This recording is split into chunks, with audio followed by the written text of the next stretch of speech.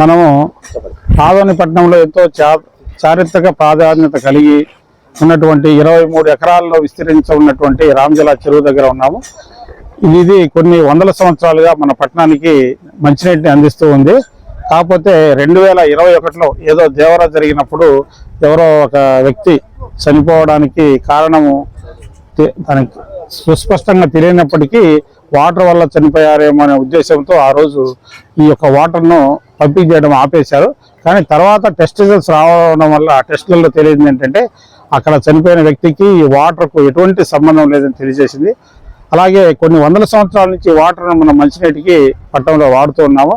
కాబట్టి ఈ యొక్క కార్యక్రమాన్ని మళ్ళీ రీజూనేట్ చేసి 2021 నుంచి ఉన్నటువంటి వాటర్ స్టాగ్నేటెడ్ అయినటువంటి వాటర్ మొత్తాన్ని కూడా డ్రైన్ అవుట్ చేసి మరలా ఇప్పుడు ఈ వర్షాకాలంలో వచ్చే నీటిని నింపి దాన్ని మళ్ళీ రీజనల్ ల్యాబొరేటరీకి పంపించేసి వాటర్ టెస్టింగ్, అలాగే ఈ యొక్క చెరువు మొత్తాన్ని శుద్ధి చేసే కార్యక్రమం జంగిల్ క్లియరెన్స్ చేస్తున్నాం. అలాగే అటువైపు ఆ దేవాలయాలు ఉన్న ప్రాంతంలో పూజాధికారైనటువంటి ఆ వస్తువులు, గుడ్డలు, తర్వాత ప్లాస్టిక్ బాటిల్స్ ఇట్లాంటివన్నీ వేస్తున్నారు. వాటన్నిటిని కూడా క్లీన్ చేసే కార్యక్రమము.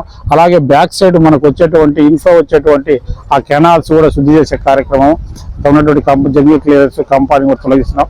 చేసేసి ఈ యొక్క చెరువును నింపి వీలైనంత తొందరలో మళ్ళీ దీన్ని వాటర్ను కూడా పట్టణానికి అందించి ఈ పట్టణంలో ఇంకా మెరుగైన వాటర్ సదుపాయం కల్పించాలని, తగినంత వాటర్ కల్పించడానికి ప్రయత్నం చేస్తున్నామని మున్సిపాలిటీ ద్వారా తెలియజేస్తున్నాం. ఇప్పుడు మనము 24 సైఫనింగ్ ద్వారా 24 4 ఇంచెస్ పైప్స్ పెట్టామండి. అలాగే ఒక 7 మోటార్స్ పెట్టాము. ఈ 7 మోటార్స్ వల్ల పర్ డే వచ్చేసి 9 ml డ్రైన్ అవుట్ అవుతుంది. అలాగే ఈ యొక్క సైఫనింగ్ సిస్టమ్ ద్వారా దాదాపు ఒక 13 ml టోటల్ చెప్పాలంటే 22 ml పైనే పర్ డే మనం చేస్తున్నాము. ప్రజెంట్ ఉన్న సిచ్యువేషన్ ప్రకారం అయితే ఒక 600 ml దీంట్లో వాటర్ ఉందని మనం అంచనా వేస్తున్నాము. కాబట్టి ఒక నెల రోజుల్లో ఈ వాటర్ అంతా డ్రైన్ అవుట్ అవుతుంది. తర్వాత వచ్చేటువంటి ఫ్రెష్ వాటర్ను మళ్ళీ నింపి టెస్ట్ చేసి ప్రజలందరికీ కూడా నీటిని అందించే కార్యక్రమాన్ని చేపడతారు. సార్, అతి పెద్ద వర్షాలు కురిసినా ఎక్కువ శాతంలో కొండల పైన నుండి నీళ్ళు వస్తాయి. మళ్ళీ దాని తర్వాత మరి అంటే ఒకటి మనకి ముఖ్య ఉద్దేశం ఏంటంటే ఈ వాటర్ని మళ్ళీ ఉపయోగించుకోవాలనే ఉద్దేశంతో పాత వాటర్ అంతా మొత్తాన్ని బయటికి పంపిస్తున్నాము. తర్వాత ఎక్కువ వాటర్ వచ్చేసినప్పుడు మనం ఆల్రెడీ అలుగు పారుతుంది. ఎక్కువైపోయిన వాటర్ను మన కెపాసిటీకి మించి ఉన్న వాటర్ను మనం డ్రైన్ అవుట్ చేయాల్సిందే. అది ఆటోమేటిక్గా వెళ్ళిపోతుంది. ఇక్కడ ఉన్న వాటర్ని మాత్రం మనం శుభ్రం చేసేసి ప్రజలకు అందిస్తాం. ఇది యాక్చువల్గా అయితే సమ్మర్ లో చేసే బాగుంటుంది సార్. ఇప్పుడు వర్షాకాలం స్టార్ట్ అయింది. వర్షాలు వస్తే మళ్ళీ వాటర్ ఫ్లడ్ నిండిపోతుంది. మళ్ళీ అలా ఏం లేదండి. అంటే ఇప్పుడు ఎలక్షన్ టైంలో అప్పుడు కుదరక ఎలక్షన్ లో అంత బిజీగా ఉన్న వాళ్ళ ఎంప్లాయీస్ కానీ మనకు మార్గదర్శనం చేయడానికి అప్పుడు ప్రాబ్లం వల్ల అలా స్టార్ట్ చేయలేదు. ఇప్పుడు గౌరవ ఎమ్మెల్యే గారి ఆదేశాలు, అలాగే మున్సిపాలిటీ సిబ్బంది అందరూ కూడా సమీకృతంగా ఆయన ఆదేశాల ప్రకారం మనం స్టార్ట్ చేయడం జరిగింది. గతంలో కూడా ఇదే కార్యక్రమాన్ని ప్రారంభించారు, మళ్ళీ మధ్యలో స్టార్ట్ చేశారు. మరి అంటే ఏం సార్ ప్రాబ్లం ఏం సార్? ఈసారి అట్లా ఏమి ఉండదండి. ఎందుకంటే మనం పెద్ద ఖర్చుతో కూడిన పని కూడా ఏం కాదు.